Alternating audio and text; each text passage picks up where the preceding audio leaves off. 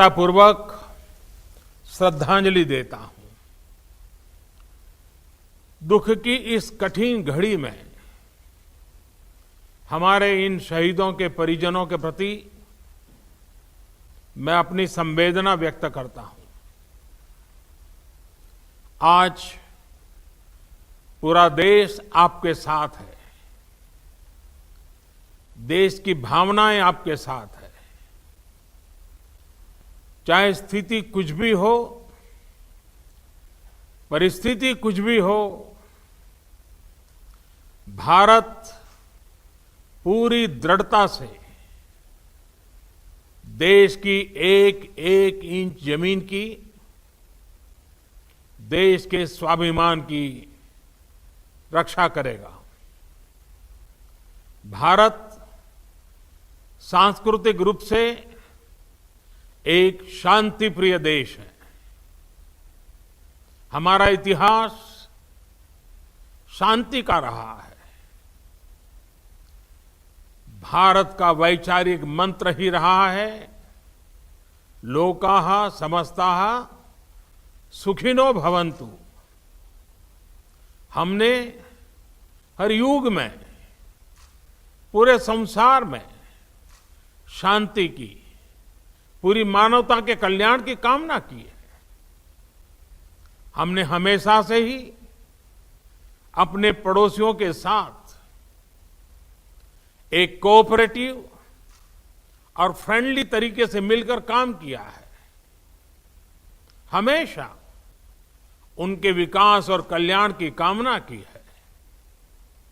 जहां कहीं हमारे मतभेद भी रहे हैं, हमने हमेशा ही ये प्रयास किया है कि मतभेद विवाद न बने, डिफरेंसेस डिस्प्यूट्स में न बदले।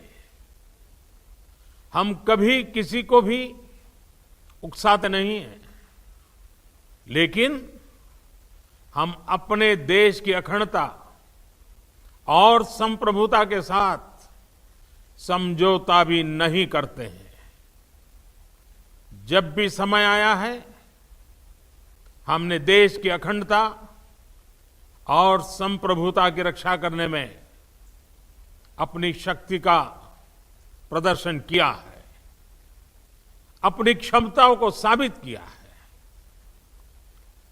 त्याग और तितिक्षा हमारे राष्ट्रीय चरित्र का हिस्सा है, लेकिन साथ ही विक्रम और वीरता भी उतना ही हमारे देश के चरित्र का हिस्सा है। मैं देश को भरोसा दिलाना चाहता हूं, हमारे जवानों का बलिदान व्यर्थ नहीं जाएगा। हमारे लिए भारत की अखंडता और संप्रभुता सर्वोच्च है, और इसकी रक्षा करने से हमें कोई भी रोक नहीं सकता। इस बारे में किसी को भी जरा भी भ्रम या संदेह नहीं होना चाहिए। भारत शांति चाहता है, लेकिन भारत उकसाने पर हर हाल में यथोचित, हर हाल में यथोचित जवाब देने में सक्षम है। और हमारे दिवंगत शहीद वीर जवानों के विषय में देश को इस बात का गर्व होगा कि वे मारते मारते मरे हैं।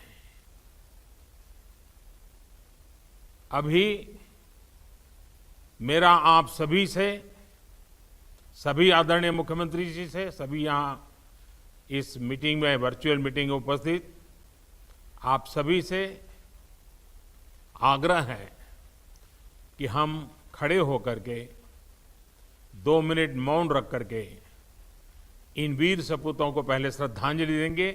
उसके बाद आज जो हमने हमारी मीटिंग तय की है, उस मीटिंग को आगे बढ़ाएंगे।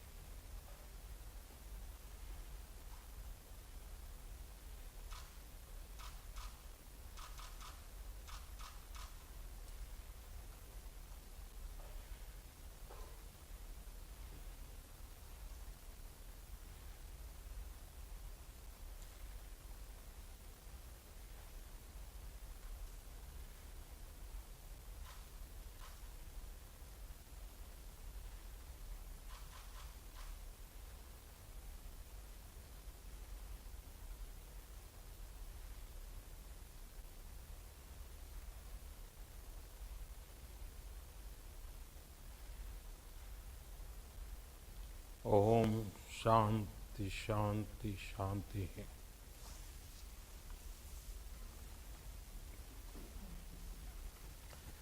अब अमित भाई से मैं आग्रह करूंगा कि